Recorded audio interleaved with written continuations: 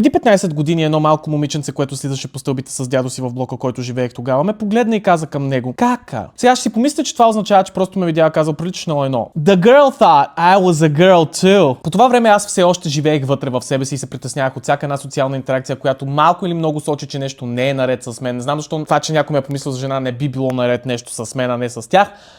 Това изречение не се получи. Нека опитам отново. Аз тогава имах дълга коса също. И не изглеждах много по-различно от сега, така че може би детето е имало някакво право, знам ли. Когато си мъж, който също така е на 30, като в моя случай, имаш дълга коса и не кой знае колко много брада, изглеждаш по-андрогенно, хората се чувстват малко некомфортно. Защото не могат да те сложат в кутия, не могат да те сложат в "Хей, това е жена", "Хей, това е мъж", "Хей, това е гей", но това да си мъж с дълга коса в интернет е тотално различен опит.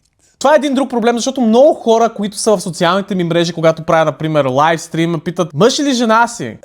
Трябва ли си извадя 28 сантиметровата пишка? Не е толкова. Това, че някой смята, че ти си другия пол, само защото някакъв външен белег, било то коса, кожа, костна структура, телосложение, един много хубав джуси дебел задник, който не би трябвало да е толкова джуси или дебел, кара хората да си мислят, че сте друг пол. Но това, че в момента ежедневно хората ме бъркат с жена или си мислят, че съм транс мъжен, това и мен ме обърква, между другото. Не ми пречи по никакъв начин в ежедневието, защото аз не съм транс жена и не съм жена. И това не е проблем за мен. Даже в много от случаите аз го приемам като комплимент, girl. Това си жена само по себе си означава, че трябва да търпиш мъже по някакъв начин. Казвайки това, имаше една случка, в която едно друго дете, 5-6 години по-късно, докато бях в Била и пазарувах, и то беше с баба си този път. Между другото, какво не е наред с деца с бабите и дядовците си, които ме бъркат като пол, раса, години? Тогава то погледна към мен и ми каза: "Чичо." Баба му също погледна към мен и каза: "Дай на чичкото да мине, той не е с много неща." Това ми държа влагат цял ден. Сега си спомних, че когато си пусках дългата коса на 15 годишна възраст, имаше един момент, в който не си бях мил косата. Мисля, че около 4 дни. Какво означава това, когато ти си тинейджър, момче, на 15? Означава, че тялото ти произвежда огромно количество мъзнотия. Моето решение тогава да не си къпя главата. Не знам откъде е произлязло, но просто може би ме мързял. Да речем, че не е било депресия. Косата ми тогава си спомням, че беше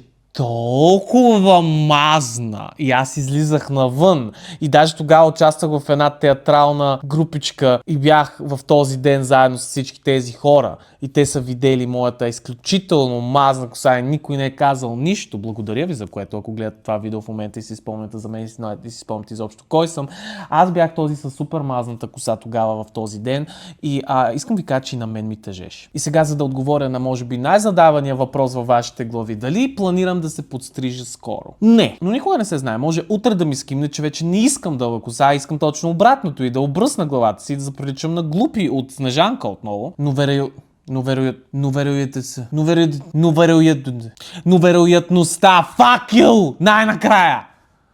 Но вероятно това да се случи е по-малка от мравка на път към екзекуция.